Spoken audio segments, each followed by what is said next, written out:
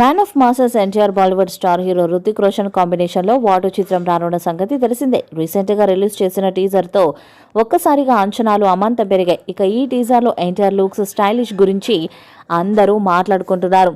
త్వరలోని చిత్రంలోని మొదటి పాటను విడుదల చేసేందుకు సన్నాహాలు చేస్తున్నారు. ఎన్టీఆర్ రుతిక్ మధ్య వచ్చే ఈ సాంగ్ నాటు స్థాయిలో ఉంటుందని తెలుస్తుంది. ఈ పాట విడుదలయ్యాక పాన్ ఇండియా స్థాయిలో రికార్డ్స్ను క్రియేట్ చేయడం ఖాయమని చిత్రవర్గాలు చెబుతున్నాయి. దాదాపు 1000 మందితో ఈ పాటను తీస్తున్నట్టు సమాచారం. ఇక వాటు కాస్ట్యూమ్ డిజైనర్ అనైతా ష్రఫ్ అడజానియా ఆసక్తికర విషయాలను చెప్పారు. దేశంలోనే అత్యుత్తమ స్టైలిస్టుగా గౌరవించబడే అనైతా ఈ మేరకు తన సంతోషాన్ని వ్యక్తం చేశారు. వాటర్లో మొదటిసారి ఎన్టీఆర్తో కలిసి పనిచేయడం ఎంతో ఆనందంగా ఉంది. ఆయనతో పనిచేయడం పూర్తిగా సంతోషాన్ని ఇచ్చింది. ఆయన సెట్స్లోకి ఎంట్రీ ఇస్తే ఆ ఎనర్జీ అంతా అందరిలోకి వచ్చేస్తుంటుంది.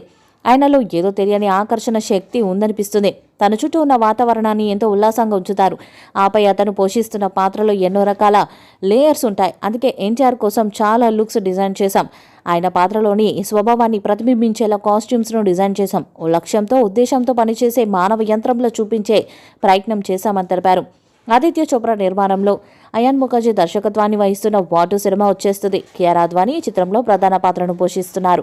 ఆగస్టు 14వ తారీఖున హిందీ, తమిళం, తెలుగు భాషల్లో వాటు భారీ ఎత్తున విడుదల కానుంది.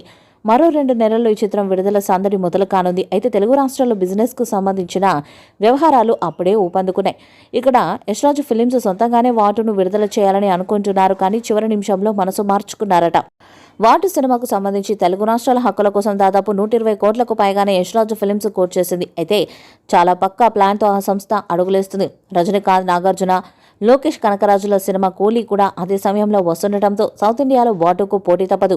అందుకే వాటు చిత్ర యూనిట్ ముందుగా జాగ్రత్త పడుతుందని టాక్. డిస్ట్రిబ్యూషన్ విషయంలో వాటు సరికొత్త ప్లాన్తో వెళ్తున్నట్టు తెలుస్తుంది. నేరుగా ముంబై నుంచే థియేటర్ల యజమానులతో వారు డీల్ను సెట్ చేసుకుంటున్నట్టు తెలుస్తుంది. ఈ మేరకు అగ్రిమెంట్స్ కూడా స్టార్ట్ చేసేశారు.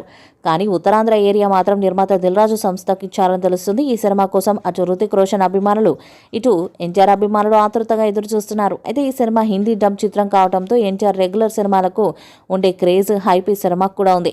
ఈ చిత్రం 1000 కోట్లకు పైగా వసూలు చేస్తుందని భావిస్తున్నారు. మరి చిత్రం ఎలాంటి రికార్డ్స్ను క్రియేట్ చేస్తుందో చూడాలి. వాటు మూవీపై మీ అభిప్రాయాన్ని కామెంట్ బాక్స్లో తెలియజేయండి. వీడియో మీకు నచ్చితే లైక్ చేయండి, షేర్ చేయండి, కామెంట్ చేయండి. మరిన్ని అప్డేట్స్ కోసం మన ఛానల్ని సబ్స్క్రైబ్ చేయండి. నోటిఫికేషన్స్ కోసం పక్కన ఉన్న గంట సింబల్ని కొట్టండి.